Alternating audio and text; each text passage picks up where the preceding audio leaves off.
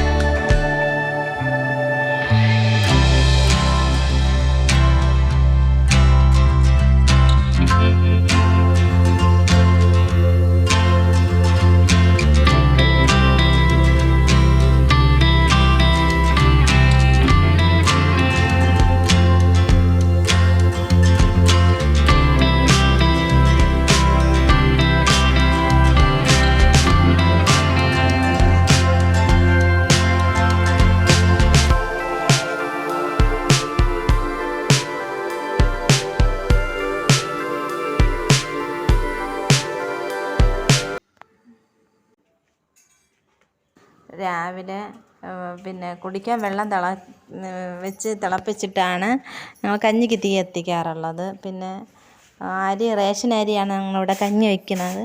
അത് എന്നും പാറ്റി ആവശ്യത്തിന് കഞ്ഞിക്ക് എടുത്തിട്ട് പാറ്റി അതിൽ പൊടി അരിയും കറുത്ത അരിയൊക്കെ കാണുമല്ലോ, അതുകൊണ്ട് അത് പാറ്റി ആണ് കഞ്ഞി വയ്ക്കുകയാണ്. എന്നിട്ട് പൊടിയരിയൊക്കെ അങ്ങ് വെച്ചിരിക്കും പാപ്പുവിന് വയ്ക്കാൻ വേണ്ടിയിട്ട്.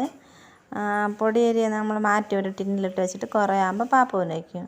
ബാക്കി നമുക്കിവിടെ എല്ലാവർക്കും റേഷൻ അരി ഭയങ്കര ഇഷ്ടമാണ്. നമ്മളത് തന്നെ കഞ്ഞി വയ്ക്കണം, റേഷൻ അരി. അങ്ങനെ കുടിക്കാൻ വെള്ളം തിളപ്പിച്ചിട്ട് പിന്നെ കഞ്ഞി വെച്ച്, പിന്നെ ചേട്ടയില്ലാത്തപ്പോൾ നമ്മൾ ചെറിയ മൺചട്ടിയിൽ കഞ്ഞി വയ്ക്കും. ചെറിയ ചട്ടിയിൽ, അത് മൺചട്ടി കുറച്ചേ ഉള്ളൂ. പിന്നെ തീ കത്തിച്ചിട്ട് അരിയിട്ട്, മഴക്കമുള്ളായിരുന്നു, അതുകൊണ്ട് അങ്ങനെ അരിയൊക്കെ കഴുകിയിട്ട് കഴുകിയിട്ടോണ്ടിരിക്കുകയാണ്. അടുപ്പിൽ കത്തിക്കുമ്പോൾ ചോറൊക്കെ പെട്ടെന്നാവും, ഗ്യാസും ലാഭം.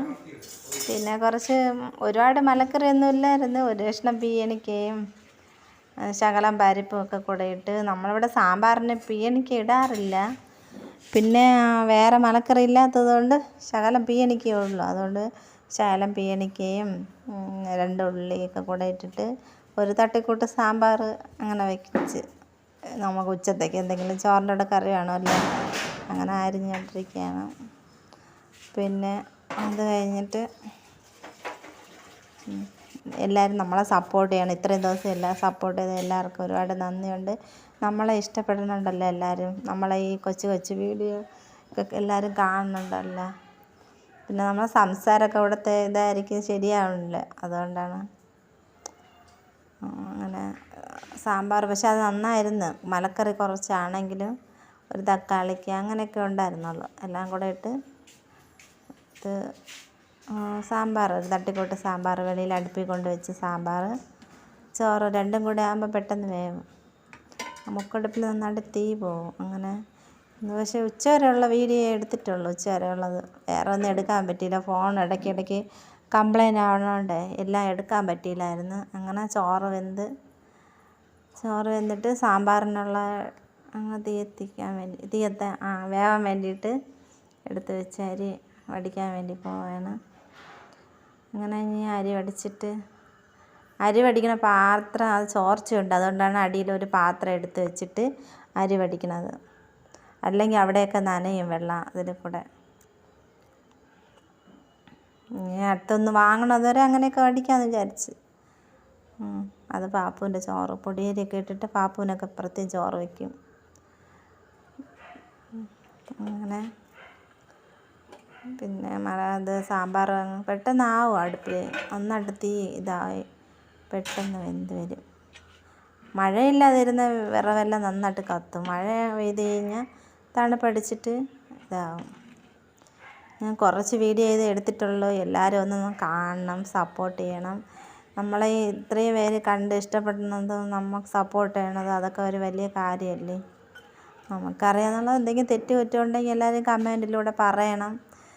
നമ്മളതനുസരിച്ച് ചെയ്യണതായിരിക്കും. അങ്ങനെ സാമ്പാറായി. നല്ല ടേസ്റ്റ് ഉണ്ടായിരുന്നു. ഞാൻ പക്ഷേ അത് 2-3 മലക്കറി വെച്ചിട്ടുണ്ടായിരുന്നെങ്കിൽ നല്ല ടേസ്റ്റ് ഉണ്ടായിരുന്നു. അങ്ങനെ ചോറ് കഴിക്കാൻ വേണ്ടി പോവുകയാണ്. ചോറും സാമ്പാറും തട്ടിക്കൂട്ട് സാമ്പാറായിരുന്നു. പക്ഷേ അത് നല്ല ടേസ്റ്റായിരുന്നു. എനിക്ക് സാമ്പാർ ഇങ്ങനെ കട്ടിക്കെടുക്കണതാണ് ഇഷ്ടം. പിന്നെ നൊത്തോലി മീനുണ്ടായിരുന്നു. നൊത്തോലി മീൻ കറിയായിട്ട് നമ്മൾ ചോറ് കഴിക്കാൻ പോവുകയാണ്. ഇത്രയും ചോറ് കഴിക്കണത് വരെയുള്ള എടുത്തിട്ടുള്ളൂ ഫോണ്. പിന്നെ കാന്താരി മുളക് എല്ലാവരും ഒന്ന് സപ്പോർട്ട് ചെയ്യണേ.